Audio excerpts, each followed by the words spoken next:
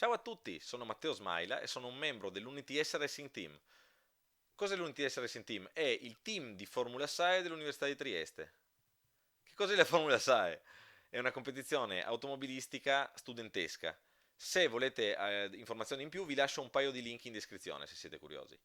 Siccome la competizione è di carattere ingegneristico, fondamentalmente, e siccome faccio il programmatore da un paio d'anni ormai, abbiamo pensato di fare qualcosa di utile e creare un corso di programmazione interno al team per gli altri membri del team. Salvo poi dirci, perché non caricarlo online a disposizione di tutti?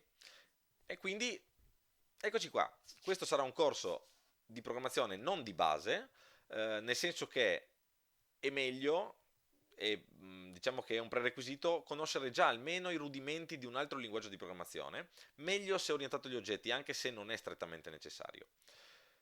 Useremo più di un linguaggio di programmazione, spazieremo tra Java, Python, C++, JavaScript, qualcosina, perché il corso è orientato più allo stile e all'organizzazione del codice che non alle singole caratteristiche dei singoli linguaggi. Per chi mi conoscesse da prima, nel senso che seguiva il canale, bentornati su Mathematics. Purtroppo non ho più fatto video.